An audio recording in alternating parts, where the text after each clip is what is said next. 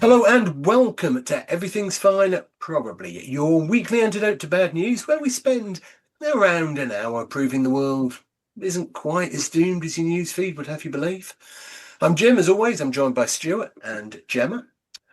And every week we go looking for reasons to be optimistic, because while bad news travels at the speed of Wi-Fi, good news usually forgets where it left its keys. So to help us do that, we're joined by comedian, musician, writer, broadcaster, and celebrity mastermind winner. It's Mitch Benn. Thank you. Probably the proudest entry on my resume is the celebrity mastermind winner. I revised for that harder than I revised my A-level stuff. Well, it paid off. It was something like the fourth or fifth time they'd asked me to be on. On every previous occasion, they'd bin me at the last minute, because what has obviously happened is the genuinely famous person who couldn't make his bloody mind up eventually went, oh, okay then. So it's just like, oh, good, thank Christ for that. We don't need Mitch Benn. And so the year I finally got on, I thought, right, there's no bloody way I'm losing this. So, I worked very hard for that. And what a great specialist subject to spend your time revising. Peter Cook. It was Peter Cook, yes. I went for Peter Cook. I did. It was a fairly obvious choice in many respects. I'm sure it took a lot of people quite by surprise, because it's not one of my more publicly well-known obsessions. People do know about my obsessions. I have several obsessions, and they're generally quite public-facing as obsessions go, and quite a few that aren't. But less said about that, the better. But no, I'm a bit of a student of that whole era, but he was also the only person I could think of I'd read two different biographies of. Because I think, what you really read for something like Mastermind is, what is it I know pretty much everything that there is to be known about, And obviously people know that I have various obsessions, people know that I'm a big Doctor Who fan. I know quite a lot about Doctor Who, but you put me in a room with Toby Haydock and I've never bloody heard of Doctor Who, same kind of thing. It's like, there are the people who know way more about all those things than I do. But I was thinking, I've probably exhausted all their potential avenues of research as well. Because you think, if I've read both these books, that's probably all they've got to go with anyway. But what's interesting, of course, is you're allowed to tell people that you're doing it, but you are not allowed to tell people what your subject is. Because, of course, the minute you do that, all your mates on social media will start running questions at you. And then the question compilers can't use any of that. Because now they know whether or not you know the answer to those. You see what I mean? It's like, you can't tell them what your subject is, until it goes on. But I've got a few funny stories about that, but I'm eating into valuable podcasting time. So if they come up organically in the course of conversation, we can bring them up again. Fair enough. Well, Mitch, we will almost certainly talk about Doctor Who, because like you, I'm a big Doctor Who obsessive as well. Yeah. But some things we will be talking about. We're talking about you growing up, not realising that you were autistic and discovering this late in life, writing songs that unexpectedly resonated with entirely new audiences, maybe life before, during, and after the BBC, and some probably a bit of Doctor Who in there as well. But as you say, we'll just meander along. We'll take tonight's episode as less of a straight line and more of a scenic walk where someone keeps spotting interesting birds, where everything's fine, probably. Mitch, what's one thing that's made you think that actually everything's probably fine this week? This week, I don't know, Piers Morgan turning on Nigel Farage, maybe. Yeah, that's fun, wasn't it? That's put a bit of a smile on my face, it has to be said. I mean, it is a bit of one of those, it is a bit of a sort of an Alien versus Predator moment, if only they could both lose. You've got to say that when you start incurring the wrath of those kind of people, and this is it, I mean, it's like, it would be lovely if people could see through this fake populism that guy's been peddling for the last 20 years. It really is. I mean, he's done so much damage to this country. It's almost incalculable. I mean, he's achieved what everybody who ever tried to dismantle Britain wanted to do and never succeeded. He turned us against each other. The IRA never managed that. The Nazis never managed that. And he did. He turned us against each other. And for that, he should not be easily forgiven. But at the end of the day, the thing which was always going to, I think, the thing which will one way or another be his undoing is his own ego, because at the end of the day, that's all any of this has ever been about. Yeah. That's why he can't leave it alone. That's why he can't farm it off to anybody else. That's why Reform is not actually structured as a political party. It's a private company. He's the chief shareholder. So there is no mechanism for removing him as leader. People don't seem to realize that. The membership can't, every other political party, the membership can vote the leader out. Not Reform. They can't. He owns it. And he's the chief shareholder in that political party. So it's, and that's why Rupert loaded on stuff to do, Restore, which is hilarious that they actually may do them some serious damage, live by faux populist right-wing bullshit, die by faux populist right-wing bullshit. It'd be lovely if somebody comes and out right-wing populist bullshits Farage and actually ends up taking enough off the lunatic end of his vote to actually screw Reform up in the next elections. But what was really what actually really restored hope was a good couple of months ago when the Greens won. I keep saying the Galton and Simpson by-election. It's not. It was the Galton and Denton by-election. But I keep saying Galton, which probably means nothing to anybody listening to this who's like not 20 years older than me. But weren't they Steptoe and Son? Is that right? And Hancock. Primarily Hancock, and then they did Steptoe. Yeah. They were the writers of Hancock and Steptoe's Galton and Simpson. Yeah, they're both gone now. They lived to a ripe old age, both. But yeah, it was because what was really starting to annoy me was this narrative of inevitability that the right-wing press were trying to build up around Farage and Reform. That it was just a done deal. He is your next prime minister. Resistance is futile. Accept your fate. You can't change the past even when the past hasn't happened yet. You know what I mean? And it was just this narrative of fate, inevitability that somehow just trying to get us used to the idea that he was already the prime, so that we wouldn't question it, I guess, And then when Matt Goodwin imploded spectacularly in Gorton and Denton, and they really made a complete tit of themselves there, and a nice young lady who just looked like a play school presenter won, which is adorable. Well, she did. She really looked like she was presenting play school. She does. I hadn't really thought about it. She really does. You could just see her with big tent under one arm and Hamble under the other. But the point is, she came dancing in and blew them out the water. And, oh God, I was happy about that. I mean, Makerfield in retrospect was less of a surprise because one of the he said, why do they keep fielding such terrible candidates? And I would say your argument presumes they have any other kind of candidate. Absolutely. Well, I don't think they've got any kind of vetting process, have they? It's just kind of put your hand up. Who fancies doing it? Well, didn't they field a bunch of AI candidates in 2014? Yeah, they did. Yeah. They fielded a bunch of non-existing candidats, knowing that they were never going to win, so it's never going to be an issue. They were just basically putting loads of leaflets with made-up people's AI photos on.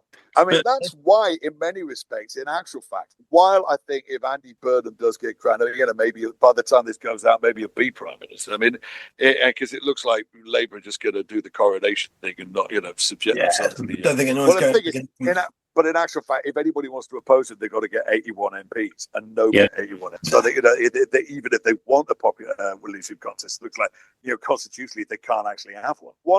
Because of course, the minute this happens, everybody on the right will immediately say general election, general election, general election. Now, of course, fortunately, the Tories completely destroyed the case for that by doing it 3 times in the last 5 years and not having a general election. Exactly. But all they can really say is that Labour called for one. Yeah. One of the reasons it might actually be a good idea to have a general election is there is no bloody way that Reform can get 600 candidates together in the next 6 weeks. No chance. They haven't got a prayer, not a prayer. And it'll be either sort of AI candidates again or the usual busload of swivel-eyed loons. And of course, they've also done a lot of damage to their own case by becoming this retirement home for failed Tories. Because how do you present yourself as the party to undo the damage of decades of status quo, when most of the last 20 years worth of status quo was actually inflicted upon us by your own bloody shadow cabinet? That really doesn't make a lick of sense. But I think that's just Farage getting starstruck again. It's just like But Mitch, Jim and myself, we came to see you in Norwich when you were doing your Tom Lehrer show. Yeah, that was And a good one, though. that was good. We enjoyed that. Oh, you And might be able to help me out. Can you remember what these subjects were for my halftime song? It was Anglia Square. There was too many pigeons. and Yeah, too Reform. many pigeons. Oh, and Reform taking down the Ukraine flag over County. That's right. Yes, yes, that was it. Good. Because I've been putting those songs up on my Patreon, but I managed to not record that one. So I've been trying to remember what it was so I could reconstitute it. So thank you. I may take a crack at that in due course. We've got a news story recently. Oh, so go on. the local Reform MP, he wants to cut all the green strategies and so on and cut costs. Of course he does. Yeah. He set up the meeting. It was last week. He had to cancel it. It was too hot. Which was absolute tremendous. We love it. Reform news, that wasn't it? Absolutely can't make that shit up, can you? Sometimes the gods get sarcastic. Yeah. So you just said about your Patreon. How do you think that sort of changed as a sort of direct to fan model? Is that different to your sort of traditional broadcast radio model?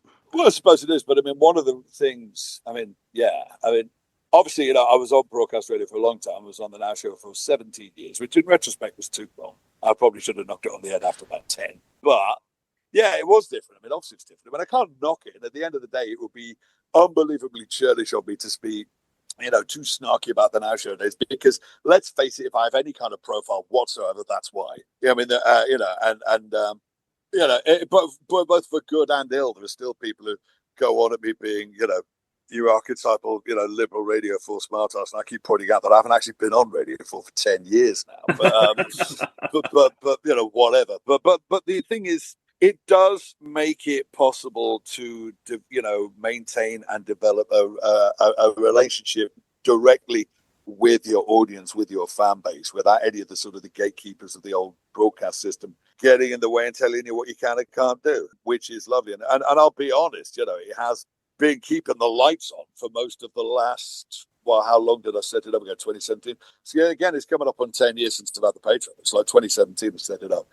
I set it up basically in the wake of getting kicked off the radio and thinking, okay, well, not only do I need to do something to keep the profile up, I need to do something which keeps me under pressure to write new stuff, because that's one of the good things about the Now Show is that, and the other various bits that I picked up as a result of the Now Show over the years, like, bits of Bremner, Bird and Fortune, another show we used to do on Radio 2 called It's Been a Bad Week. It's these sort of parallel projects. One of the good things about, all those is that I was under the cosh. I had to keep writing new stuff. I was required to keep writing new stuff, which is good because, it's good to keep refreshing it, to keep working on it, keep refining it, keep coming up with new things, and not just have, the same 20 minutes of jokes the entire career. So that was what's good about it. So I thought I need to do something to kind of synthesize that again. I need to do something to put me in that situation again where I'm obliged to come up with new stuff. And also just a way of sort of maintaining the profile a bit, staying in touch with, the really hard and the hardcore. I've had a couple of sort of little viral hits, as well as the one I had quite early on, because I was very, very fortunate. Again, this was not judgment or foresight on my part, but because I set the Patreon up in 2017, it was already very much a going concern when lockdown hit, and I essentially lived off of it. That and a newspaper column I had at the time, which has since gone away. I basically managed to live on that for the whole of lockdown, because I had friends who were entirely dependent upon gig money, and some of whom ended up, signing on and retraining, because what are you going to do? Our entire industry essentially went away for the best part of a year. But I was very fortunate that I'd set that up, 3 years previously, so it's already going concern. And I also had, with all due sense of irony, something of a viral hit at the beginning of lockdown with a song called Fuck All, which was it was a kind of parody World War I recruiting song, so I did like the whole, Field Marshal Haig poster thing in the video, and because it was all about what occurred to me about lockdown and about how completely ramshackle the first few weeks of lockdown were. It's been all over the place. The irony, I thought, this is really the first time since the Second World War ended that the British people have been called upon collectively by their government to do anything. And the thing they're asking us to do is nothing. And apparently we can't even get it together to do that. Yeah. So I called it a stirring call to inaction. I wrote this song. Once in every generation, people of our land are called upon by history to bravely take a stand.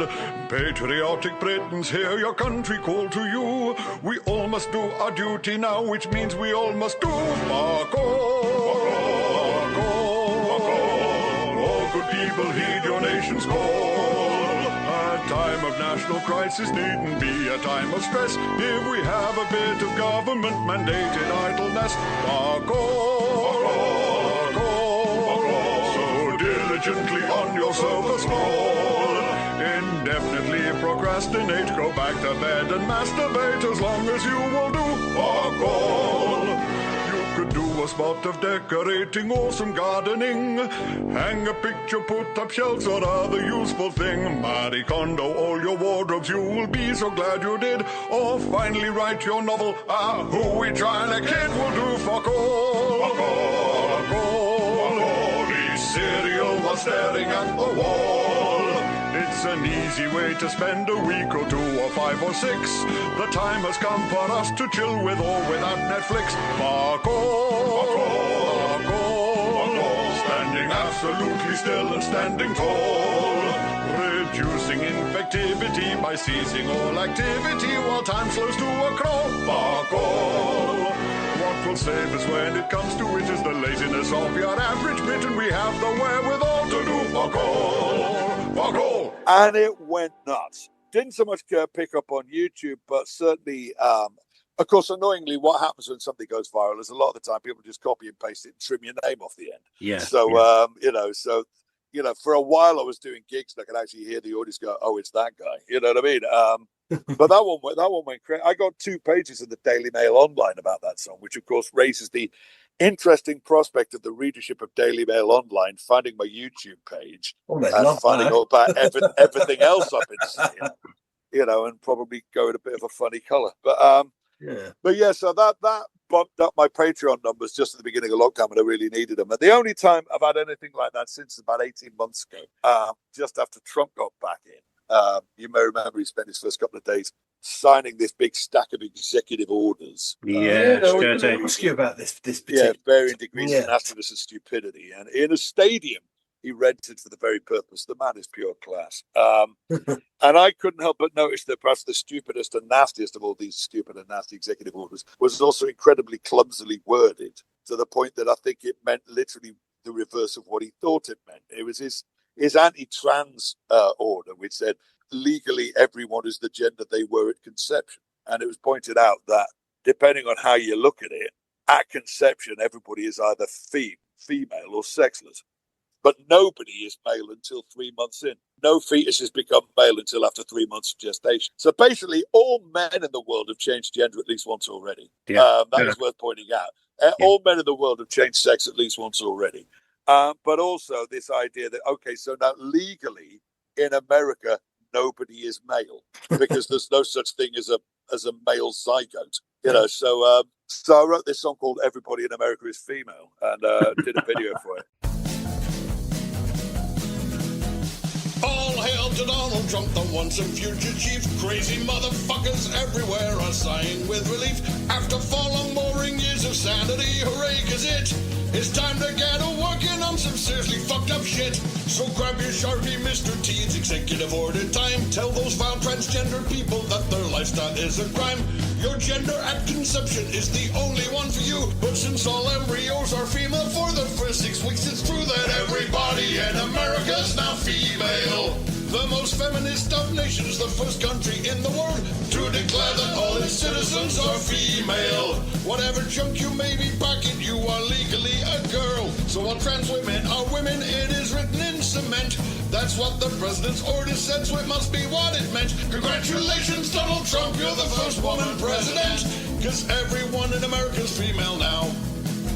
Excuse me just a moment. I'm a proper scientist. Oh, yeah? The premise of your song's amusing, but you might have missed. Technically, new embryos are neither male nor female yet. I might even say they're genderless. Oh, man, that's even better. Everybody in America's non-binary. So y'all had best get used to calling everybody they. Go put on your gender non-specific finery. And get your ass on Grindr, cause this also means you're gay. And it's only gender fluid people that this won't affect.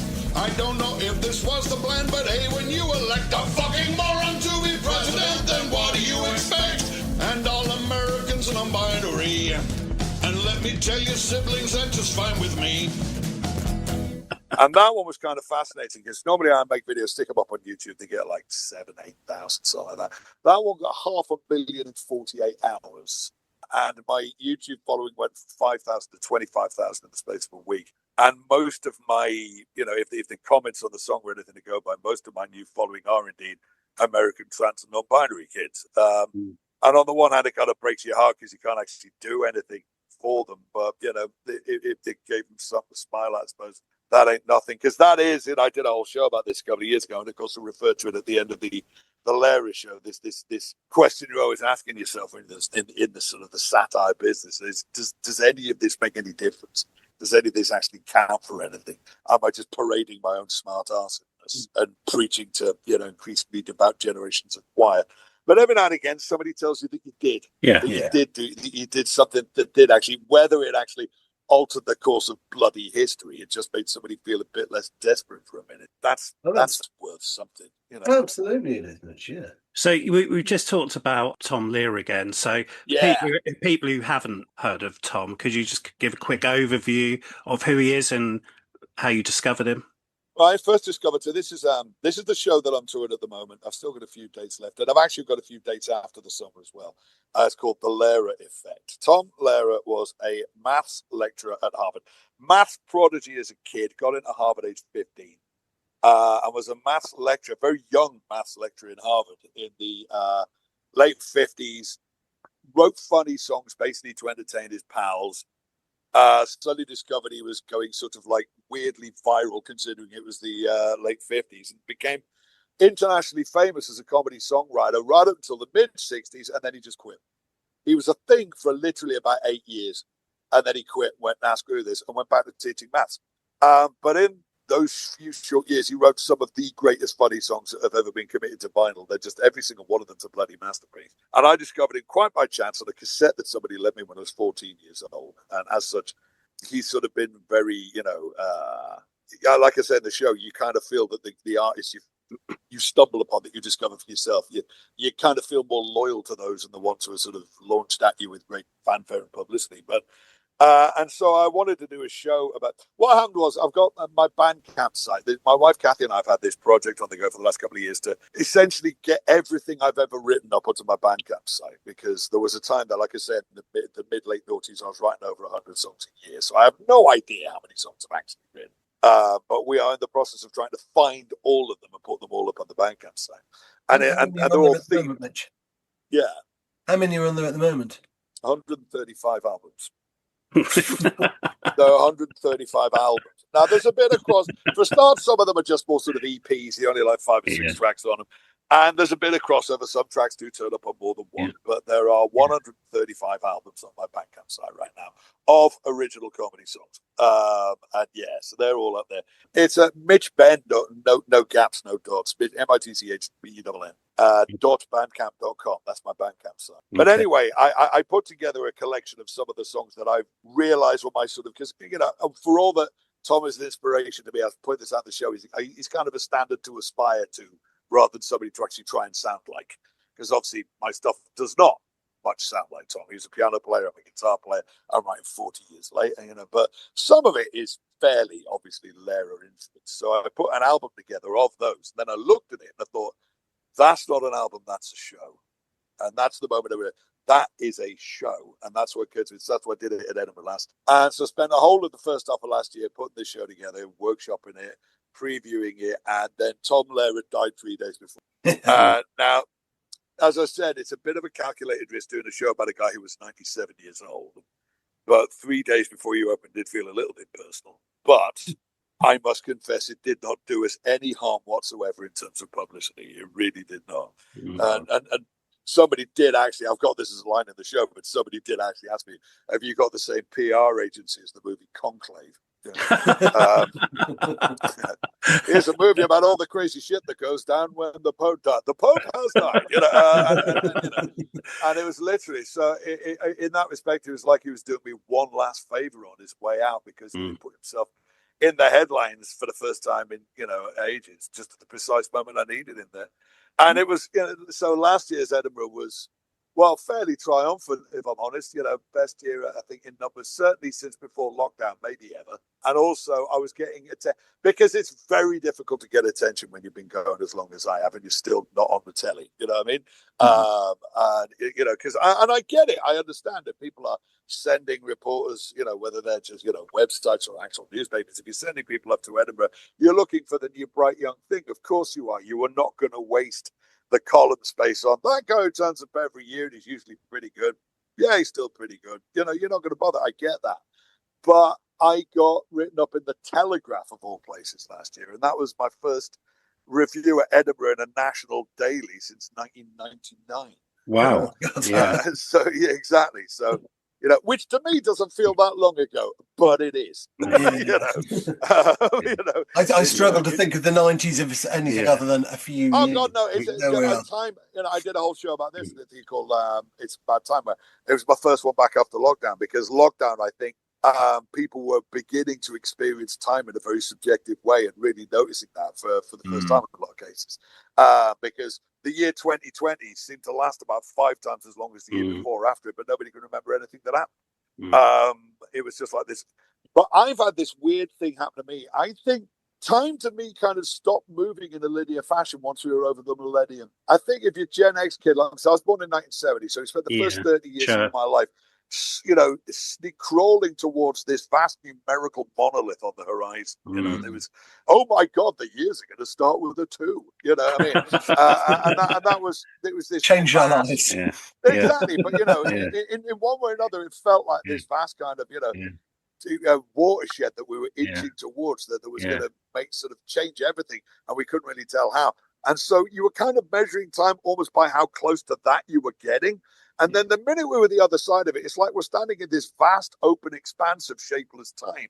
There's no sense of forward movement anymore. Do you know what I mean? So I think about stuff that happened in 2002, and it doesn't feel any longer ago than stuff that happened in 2021. Yeah. So, Mitch, you mentioned the Lehrer show a couple of times. Yeah. I want to link this back as well to the positive time. You mentioned on that about autism and your son's diagnosis. Yeah. And the fact that you suddenly occurred to you that maybe, just maybe, this might explain some of your previous life. Well, I mean, there's a lot of, it's what's becoming increasingly apparent. It's, people are saying, they'll diagnose anybody these days. No, it's just we're realizing that it's a hell of a lot more prevalent than we ever thought it was. I mean, you got to remember that, when we were kids, I think we're all of a similar-ish kind of age. When we were kids, autism meant that you couldn't talk and you sat in the corner and banged your head on the wall. Yeah. You know what I mean? Yeah. That's what autism meant in the 70s. Pausing occasionally to draw Philadelphia for a memory. Yeah. And then you went back to banging your head on the wall. But that's what autism meant. The idea that it could just be a slightly different interpretation of the sensory input that you're getting that most people have, that just didn't really occur to people. But it's once Mika was diagnosed and I suddenly start to think about my own childhood and my own life, and, suddenly everything started to make a little more sense than it had done previously. Why I could be savant levels good at some stuff and so bewilderingly hopeless at others. That's what my previous year's show was about, the world's cleverest idiot. It's about the different kinds of intelligence and how, you can be, like I say, sort of, Einstein level genius at some things and just like bewilderingly crap at others, and for you, where lots of little puzzles all came together and made one big picture. Yeah, it did start. And, and the other thing is, I got the joint ADHD diagnosis like every other blood man. And that is become increasingly apparent, the massive preponderance of neurodivergence in the comedy industry. But then that kind of makes sense because, this is something I dealt with in a show I did a few years ago about how it's almost impossible to have a completely original thought if your brain works the same way as everybody else's. Absolutely. Where are you getting it from? You're only exposed to all the same stimuli as everybody everybody else. You're only receiving the same information and input as everybody else. So how do you look at all that and then suddenly go, oh, now I've thought of something that nobody's ever thought of before? How does that even work? So ultimately, it's part of it has to be a processing variation, because I mean, it's the way they used to think it was happening was, of course, some supernatural entity beamed it directly into your head, which is what inspiration literally means. It means breath, it means breathing in. It means somebody, the idea that the gods breathe this idea into your skull, or you're basically seeing and hearing the same shit as everybody else, but you're just interpreting it in a different way. You're processing it in a different way, and you're coming up with a different angle on it than anybody else. Because at the end of the day, if anybody could do this, we wouldn't need comedians. No. We wouldn't need the comedy industry. I mean, everybody's got a sense of humor. Most people can crack a joke, but to actually be able to produce this stuff on a regular basis, on a professional basis, to be presented with a task of you've got to write this and it's got to be funny. I mean, that is not a skill that everybody possesses. So it's interesting, and indeed perhaps to be expected that there turns out to be this preponderance of high functioning, I'd say, neurodivergence amongst comedy people, because where else are we getting it from? If we were only having the same thoughts as everybody else, or we're interpreting it the same, then anybody could do this. But apparently not everybody can, because people pay money to go and see you do it. People pay money to go and see you recite these ideas you've had, or people go to pay money to go and see, so if it wasn't in some way, literally a sort of a tradable commodity, if humor was just completely standard, if everybody could do it to the same kind of levels, then so evidently not everybody can do it to the same kind of level. So what is it about the people who can? I'm sorry, I've kind of vanished down a bit of a no, that's fine. No. I just wondered if having made this connection in your head, and with these ADHD diagnoses becoming more and more common, does it make you feel, I don't know, any sort of different, maybe kinder to your younger self, where you didn't have that realization? I've always been quite kind to my younger self. As of anything, and there's some people are going to probably find this a bit worrying. It's made me kinder to my present self. Okay. I have finally acknowledged that it's okay not to be good at everything. Now, I know everybody else already knew that, but I only figured it out about 3 years ago. Literally. Because I was a bit of a child prodigy when I was a kid. I was taught myself to read by the time I was 2. I tended to come top in things. Not PA, not PE, not sports, but everything else. But I did, and then I went to this very competitive grammar school when I was like 11, and I thought, well, this should level things off a bit. But then the weird thing is, I genuinely seem to be getting more and more mediocre as I get older. But because of course everybody eventually catches up to you, because you're not really a genius, you're just advanced. You just figured shit out before the people did. It didn't afford you to a level of insight that they were never going to acquire.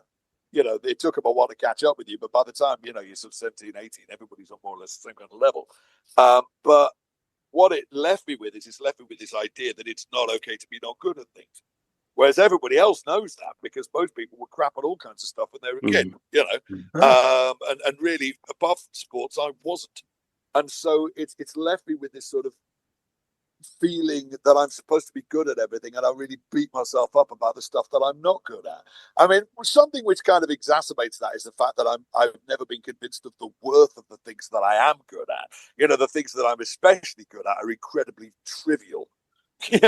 I had this routine once that when the end comes and the few Dracula's left alive, I'm going to be the one that everybody eats.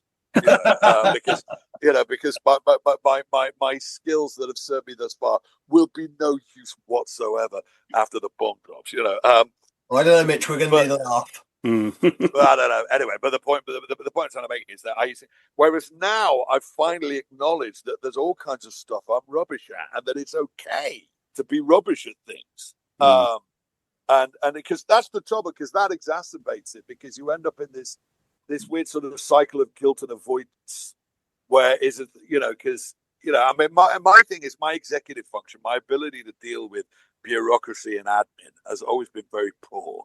And during lockdown, it basically went away and has never really properly come back, and to the point where I just became almost kind of envelope phobic. You know what I mean? And the trouble with that is you can get yourself into terrible trouble because you end up in this cycle of guilt and avoidance. So every time you think about all the shit that you're supposed to be on top of and you're not, that makes you feel bad. So you push it further to the back of your mind, which means the next time it's forced to the back of you in front of your mind would say, you feel even worse about it because you still haven't done anything about it. So you cram it even further to the back of your mind. And so you get into this terrible cycle of guilt and avoidance. And ultimately, the only natural way, the only inevitable way of getting out of that is crisis. Eventually, you whatever it is you haven't dealt with actually bites you in the ass. It becomes something that you are now legally required to deal with. But my wife Kathy has been immensely helpful with that, because what we try and do is we try and do each other's, because she's got stuff that she maybe hasn't dealt with for a long time, and it's built up this terrible layers and layers of guilt and avoidance, where I come along and I don't give a shit. So I'm just like, screw it, let's just do it. So I just pile in there and do it, because it's not that the task is any easier for me, but I haven't built up all these layers of resistance to it. Yeah. And then she will help me with all my stuff, because she will just look at this, this mountain of bloody, unanswered post or whatever. It's go, fuck it, let's just do it. And I'm like, but then she just rub it. And basically what she does is filters through it all and then presents me with the 4 out of this stack of like 30 that actually require my attention in some way, and then we just do it. But that is terrible. But one of the things which has helped is the fact that I am not beating myself up so much about my inevitable shortcomings, because everybody has them. And I kind of expected myself not to. I've always thought, no. I have this extraordinary intellect and I should be able to do anything I turn my mind to. And this is like, well, actually, no, you don't. You have a pretty good mind, but not particularly efficient brain, and there's all kinds of stuff which you're actually not very good at all. Is this Mitch? Is this Mitch? How you became a sci-fi novelist? Did you just jump in? No, that was. I mean, oddly enough, that was one of the few. Because one of the weird things is, I never saw. I did not anticipate being a comedian. But to be honest, I had no idea. I had a few ideas what I wanted to be when I was a kid. I've been talking about this with my stepson just today, actually, because he's at a similar kind of thing. He's doing his BTEC and he's thinking about changing course. And we're talking about the fact that I really had no idea what I wanted to do at all. I had a fairly shrewd idea I was going to go to university from the age of about 13. I knew what I was going to do when I got there. I knew that I was going to do languages for no reason other than I was good at languages, and it meant I was going to get to live abroad for a year. So it's just like, hell yes. And then from the age of 17 onwards, I knew which university it was going to be. I knew it was going to be Edinburgh. And then at the age of 22, I popped out the end of Edinburgh University. I'm like, now what the fuck am I doing? And I realized I'd basically been on a rail for my entire life, right up to June 1992. And then suddenly I pop off the end of this rail. I'm like, and there could be another 60 years of this shit, and I don't know what I'm supposed to do with any of it, and it's genuinely quite bewildering. Because my problem was always that I was quite good at a bunch of stuff. Like I say, all completely bloody trivial stuff, but I was quite good at a bunch of things. I spent a lot of time in the theatre. I wasn't a bad musician. I knew I was a pretty good writer. And I'm thinking, well, what do I want to do? And people would always say, pick one. And I'm like, which fucking one? How do I know that, the week I wasn't, the week after I decided to devote myself to music wasn't the week before I was going to get cast in the new Guy Ritchie movie. So, you know what I mean? And it's like, I don't fucking know, and so I thought my idea was, if I just try and keep as many irons in the fire for as long as possible, events will figure this out for me, and they kind of did. It's just that, I kind of fell into comedy by accident in the early 90s. And then it turned out, particularly comedy songwriting. And it turned out that I was pretty good at it, which made sense because it was a combination of various other things I was quite good at. And then people started paying me to do it. And suddenly I thought, well, I guess this is what I do now. And of course, fortunately, what I've been able to do over the years is kind of, parlay that back into doing the other things. But writing sci-fi was something I wanted to do when I grow up, and it kind of came about as an odd sort of mental process where I was just thinking about the sort of the fish out of water stories, like The Jungle Book and Tarzan. Tarzan and The Jungle Book is exactly the same story, just one's a kid's fable and one's a boy's own adventure.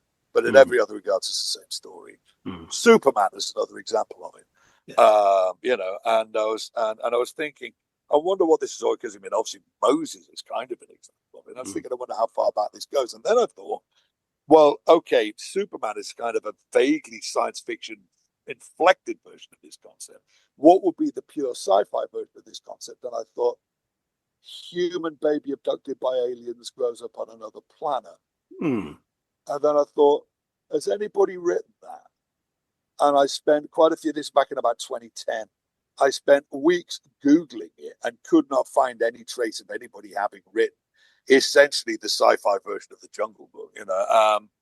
And I could not find any example of this anywhere. And so I thought, and just started tinkering with it. And then a few months later, when I already had some notes, fake structure for this book about a human baby that's abducted by a well-meaning but misguided alien who then adopts her. I wanted to make a female because all these other ones had male protagonists. I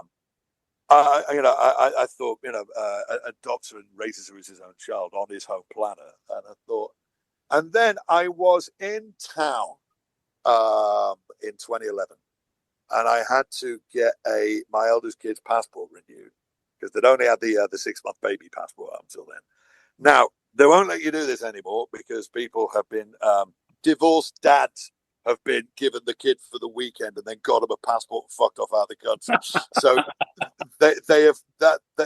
they're not letting you do that anymore. But there is a way of renewing a grown-up passport in one day. You book the appointment. It costs extra, but it basically speeds everything up. And by the end of the day, you've got the damn thing in your hand, you know, instead of waiting for it to turn up in the post and wondering if it's going to, and looking at the day you're going on holiday, getting closer and closer.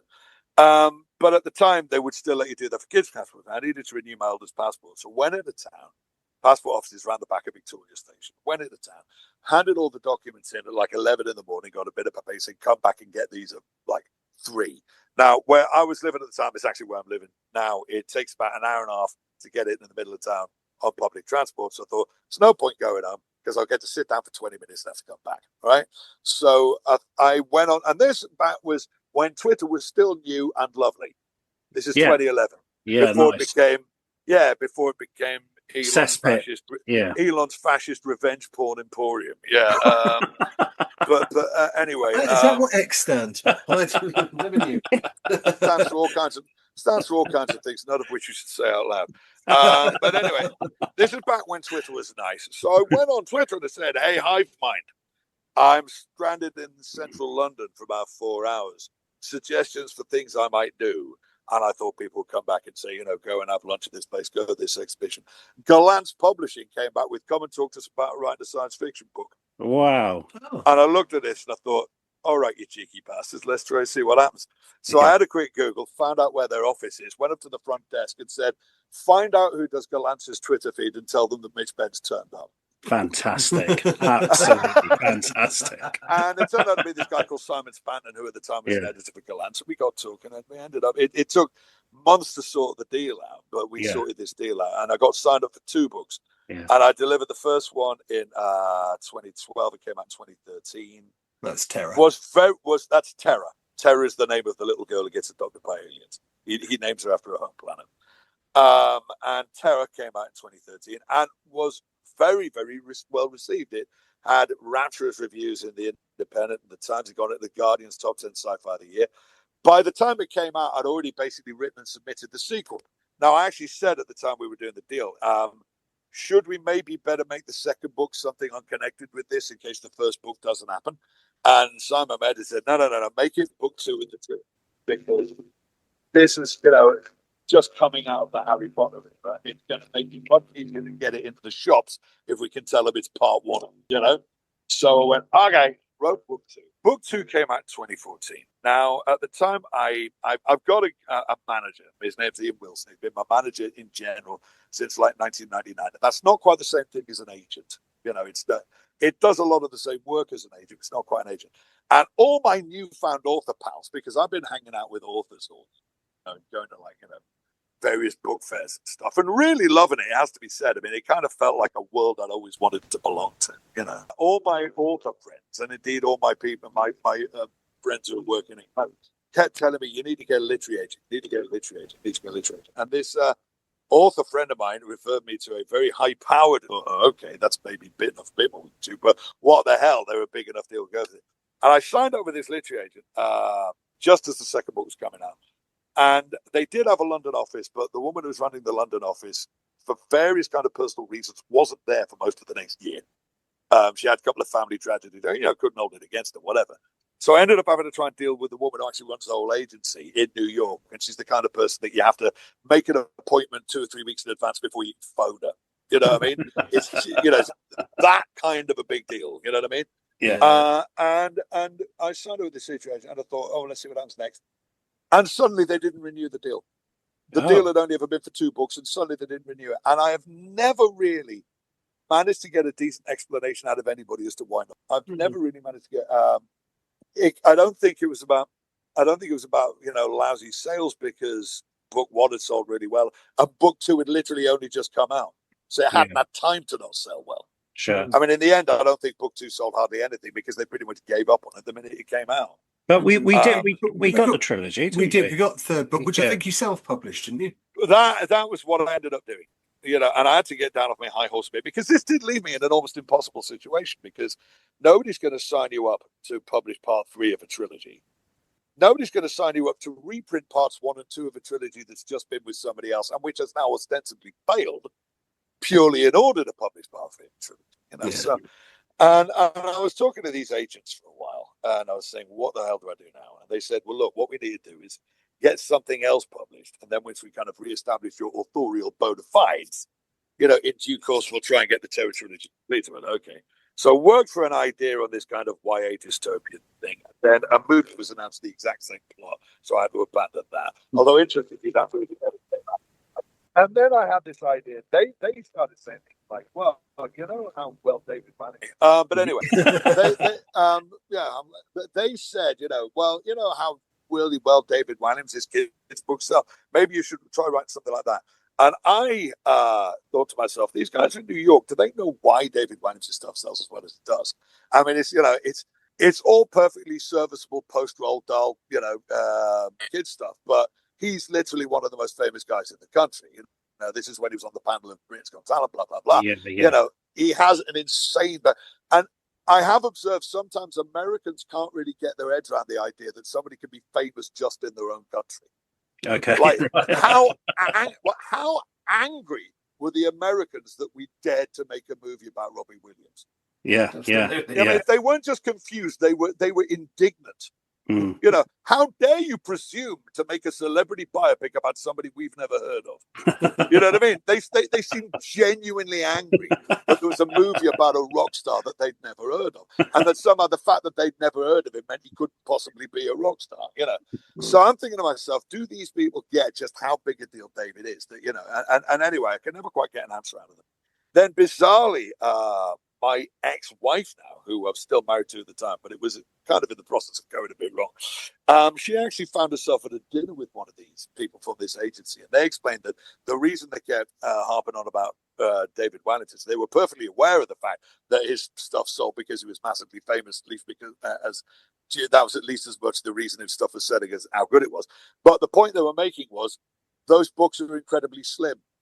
Those books are all only about like 80 pages each, which means that the kids, they all want the new one, but it only takes you about, a week of bedtimes to get through one. Yeah. And he can only write them at the rate of about 2 a year. So that leaves about 48 weeks a year when there isn't a new David Wanney's book, and everybody's kids want a new David Wanney's book. And I thought, okay, I get it. I understand that. So I wrote them a bunch of treatments for here you go. Here's an idea for a series of kids' books aimed at that kind of market. But in the meantime, I'd suggested, the other idea I'd suggested was, I've got an idea for a kind of a YA fantasy set in this kind of very mysterious world, but it's written in this made-up language. It's not an entirely made-up language. It's an obviously devolved kind of English, a bit like Pidgin. You know what I mean? It's written in this kind of devolved, primitive form of English. And they were like, yeah, we're not sure about that, but keep working on that idea. We'd like to see it. And so after I sent them these agents of mine this idea for all these pitches for a series of books, a bit like David Wanners, they went, yeah, whatever. we were talking about that, and I'm like, Jesus, you asked me to come up with this. You're not even going to tell me whether you think it's any good. Okay, fine. So I pitched them the idea of this YA novel written in a made-up language, and they went, yeah, we really hate the idea of it being written in a made-up language. There's no way we can sell that. You have to change that. And I said, well, it's kind of an integral part of the story, because part of the point of the book is you're wondering, why are they speaking in this degraded form of English? Why is this? And of course, in the end, you will discover why this society speaks this kind of degraded English. And they're like, yeah, no, sorry, we think that's a terrible idea, but you're going to have to change that. And I went, well, it's kind of the whole point of the book. And so they said, right, well, we can't work with you anymore. So they dropped me. Oh. And I thought, oh, okay. And then, Brutal.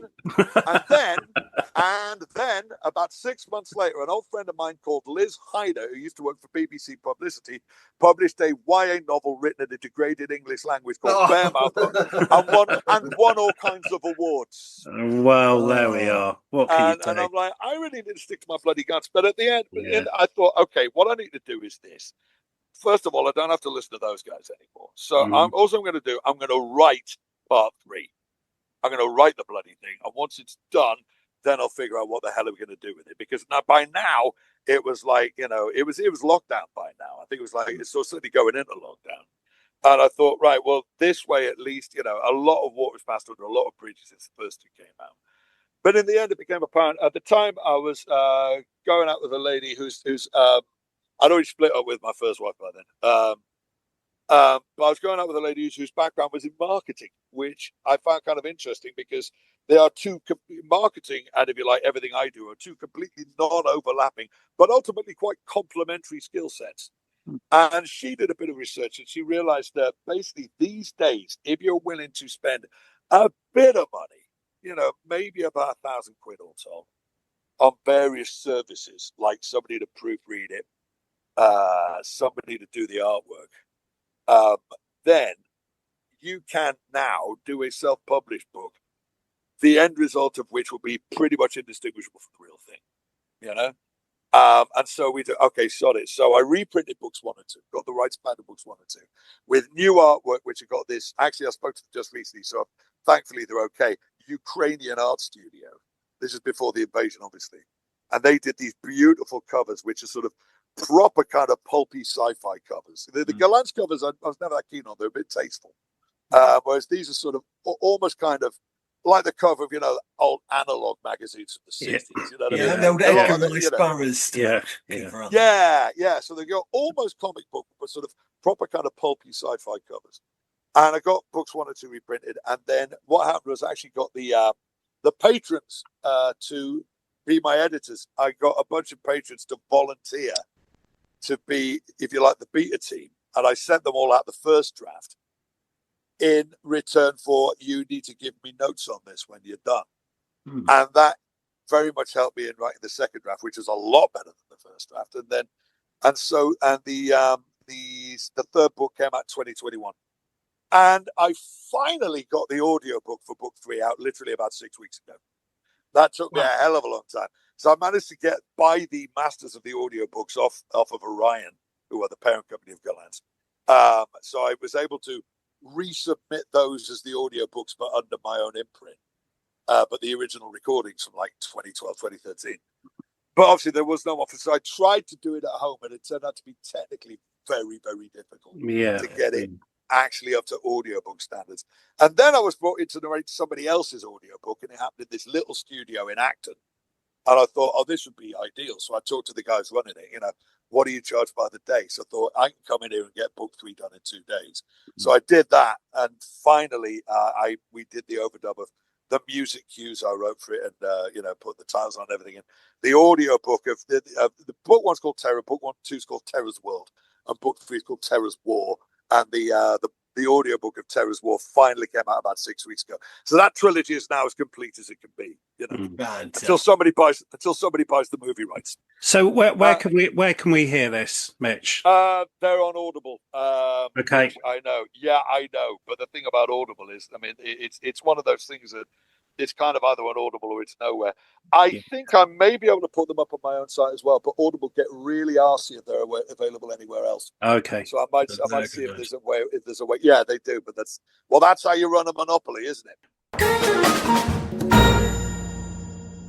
couple of last things just to wrap up. So, what would you say is one thing that people are too pessimistic about? Human nature. I think given the opportunity to be good, we generally are. I think we keep being told that we are more selfish and more scared and more cynical than we really are, because ultimately it suits the billionaires to have us scared, selfish, and cynical, because that makes us easier to manipulate. It makes us easier to control if we live in a constant fear. But, it is in our nature to help each other out. We are, if we, and this, this runs up against all kinds of political objections, and indeed occasionally theological objections. The idea that, no, we are base and animalistic in nature, and it's only because we are having this sort of, defined moral code being constantly imposed upon us, and we live under the constant fear of eternal torment, that we ever don't do the wrong thing. That's bullshit, right? Because if that were the case, we never would have made it out the fucking trees. Okay? And all these guys about, it's all about a rugged individualism. Well, great, you go off and be a rugged individual, but you're still benefiting from the collective efforts of everybody around you.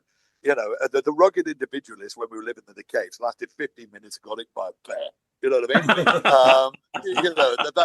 That's what happened to the rugged individualists in the whichever geological period that was, in the bit which, at the beginning of 2001, the rugged individualist didn't last very long. So this idea that somehow, altruism is somehow inexplicable in evolutionary terms, it's not. It's essential in evolutionary terms. We wouldn't last.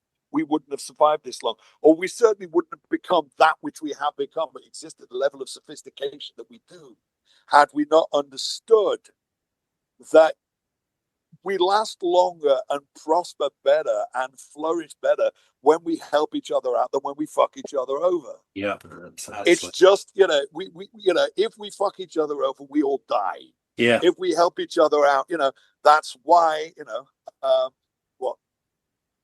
Oh yeah. My good lady wife Kathy has just stuck around in there. This is my garage, incidentally. It's full of books. I have the pseudo intellectual bookcase backdrop. That's very important. But Kathy was just reminded me there was a, they keep finding dead guys in a class here.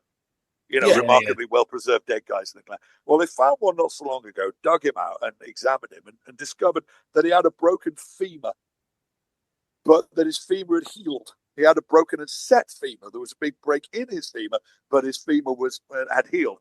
And they could basically establish from studying the break that not only had his leg healed, but he lived for about another 20 years after his leg healed, which meant this guy suffered what should have been a fatal injury. You break your femur, you die. You are helpless. You're immobile. You lie there whimpering and then get eaten by a bear. You know what I mean? It's as simple as that.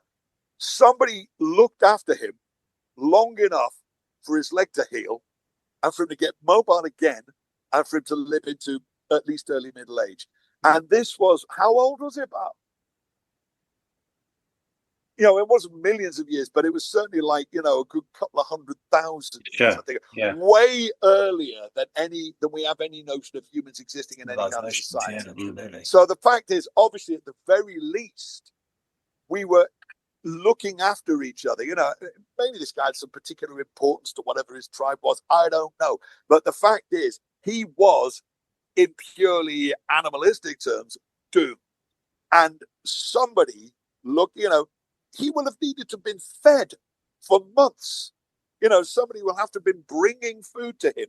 Somebody, and sort of helping him get anywhere if he needs to go anywhere. People will have to be, lifting him up and carrying him very gingerly around. Also, it appears that somebody figured out how to set a broken bone. Yeah, that's pretty nice, isn't it? So this is the point. Yeah. It is in our nature to help each other out. It is not in our nature to fuck each other over. We just keep being told it is because it suits the needs of late-stage capitalism to fuck each other. And I think we are too pessimistic about ourselves. We are better than we keep being told we are. And I think given the opportunity to do the right thing, if there are not barriers placed in the way of doing the right thing, people will do the right thing. Yeah. Just because I think they know it's the right thing to do. I mean, morality is not complicated. There was I mentioned this in the show I did years ago called "Don't Believe a Word."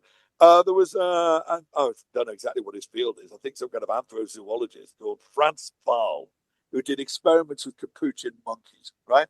And he's got a capuchin monkey in a glass box, and the floor of the box is covered in pebbles of different sizes. The front wall of the box is full of holes, right? And the monkey looks at the pebbles and thinks, well, there's obviously some kind of point to this. So he picks one of the pebbles up and sticks them out the hole. And every time he puts a pebble through the hole, that nice Mr. Scientist gives him a bit of cucumber. Right? Okay. Yeah. So now he's incentivized. Oh, okay, let's stick more pebbles through more holes, more bits of cucumber. And he's quite happy doing this for quite a while. There is an adjacent glass box. In the glass box now is put monkey number 2. Monkey number 2 similarly watches monkey number 1 pushing the holes out, push the pebbles out of the holes, and being rewarded with cucumber. Whereupon monkey number 2 puts a pebble at the hole and is rewarded with a grape. Right? Monkey number 1, seeing the grape, eagerly shoves another pebble out the hole and gets cucumber again. He looks at it and throws it at the scientist. Now, monkey number 1 was perfectly okay with cucumbers until this bastard got a grape, right? So he is incensed, not because he is being poorly treated, but because he is being unfairly treated, which suggests that even capuchin monkeys have some rudimentary sense of justice, right? They know when they're being not badly treated, unfairly treated. There's not wrong with cucumbers until number 2 got a grape. You see what I mean? Why does this bastard get a grape when If only Donald Trump could get himself to the level of capuchin. If only Donald Trump will collapse live on TV into a fizzing pile of suppurating organs. Yes. Well, I think that's a I great want him to place. go out like that guy in RoboCop. That's all I want. In the Oval Office, I want him to just finally lose all structural integrity and just become this putter. Because, of course, what will happen is they'll scrape him up into a bucket and then insist that this is all part of the plan. Give him his third term. Yeah, exactly. Just because the president's just a pile of noxious goo doesn't mean he's not a great American.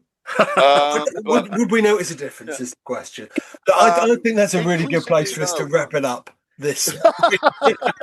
I hear the feds knocking at my door as we That's if we ever want to be able to go to America again. Well, this is it. The thing is, I had a show about the Beatles. I was actually talking with the producer in New York about maybe taking it to New York. That's not going to happen for a while. The people are being basically, turned away at the airport if they've ever said anything mean about Trump on Twitter.